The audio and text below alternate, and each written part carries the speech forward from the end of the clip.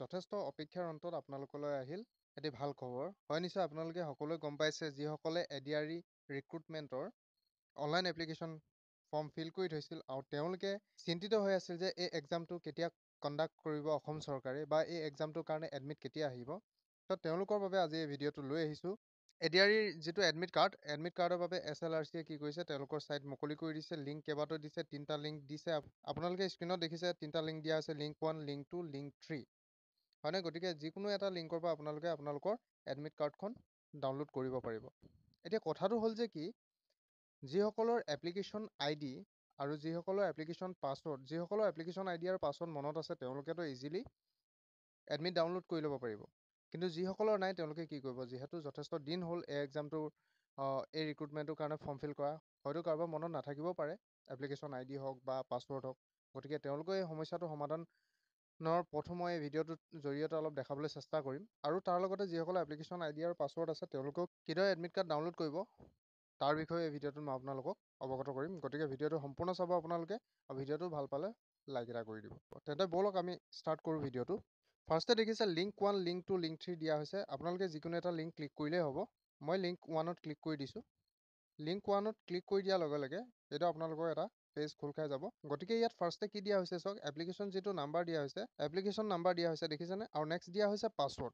গতিকে আপোনালোকৰ যিসকলৰ মনত আছে এপ্লিকেশ্যন নাম্বাৰ আৰু পাছৱৰ্ড, তেওঁলোকে application number password the log in কৰি দিব। আৰু লগ ইন কৰাৰ লগে লগে তেওঁলোকৰ এডমিট কাৰ্ডখন এইদৰে, যিসকলৰ পাছৱৰ্ড আৰু এপ্লিকেশ্যন ID মনত আছে তেওঁলোকৰ ধুনীয়াকৈ এইদৰে এডমিট কাৰ্ডখন ওলাই আহিব। এতিয়া আমি সেইসকল কেণ্ডিডেটৰ বিষয়ে আলোচনা কৰিম যিসকল কেণ্ডিডেটৰ পাছৱৰ্ডটো চাগে তেওঁলোকে মনত নাই বা এপ্লিকেশ্যন IDটো মনত নাথাকিব পাৰে, তেওঁলোকে কিদৰে এডমিট কাৰ্ডখন ডাউনলোড কৰিব পাৰিব।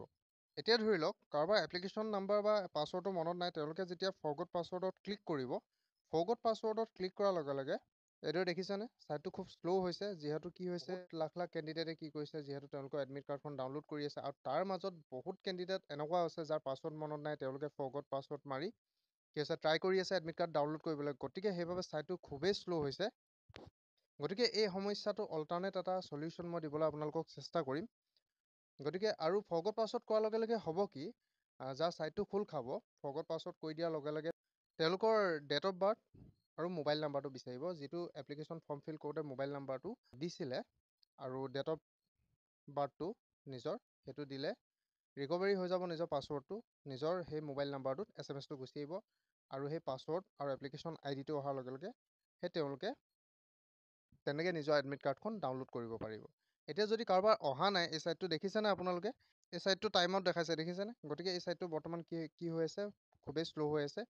গতিকে ইয়াৰ অল্টাৰনেট মই এটা চলিউশ্যন দিব চেষ্টা কৰিম আপোনালোকক। অল্টাৰনেট যিটো মই চলিউশ্যনৰ কথা কৈছোঁ আপোনালোকৰ এটা কথা মনত আছেনে, যেতিয়া আপোনালোকে এপ্লিকেশ্যন ফৰ্ম ফিল কৰিছিল তেতিয়া আপোনালোকৰ কি হৈছিলে, মোবাইললৈ এটা SMS আহিছিলে। যেতিয়া আপোনালোকে এপ্লিকেশ্যন ফৰ্ম ফিল কৰিছিলে তাত আপোনালোকৰ ইউজাৰ ID আৰু পাছৱৰ্ড আপোনালোকৰ মোবাইল চেণ্ড হৈছিল সেইটো সময়ত যেতিয়া আপোনালোকে এপ্লিকেশ্যন ফৰ্ম ফিল কৰিছিল।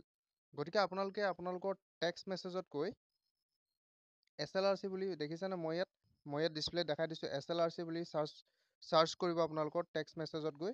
গতিকে তাত আপোনালোকে কৰি দিয়াৰ লগে লগে কি হ'ব, আপোনালোকৰ সেইটো সময়ত যেতিয়া আপোনালোকে ফৰ্ম ফিল কৰিছিলে তাত আপোনালোকৰ যিটো মেছেজ আহিছিলে ইউজাৰ ID আৰু পাছৱৰ্ড, তাত সেই মেছেজটো আপোনালোকৰ শ্ব' হ'ব, আৰু তাৰ জৰিয়তে আপোনালোকে আকৌ সেই ফৰগট পাছৱৰ্ড সেই অপশ্যনটো ক্লিক নকৰাকৈ এই মেছেজটোৰ জৰিয়তে আপোনালোকে কি কৰিব পাৰিব, যিহেতু ইয়াত ইউজাৰ ID আৰু আপোনালোকৰ পাছৱৰ্ড থাকিবই, গতিকে ইয়াৰ পৰাই আপোনালোকে এডমিটটো ডাউনলোড কৰি ল'ব পাৰিব।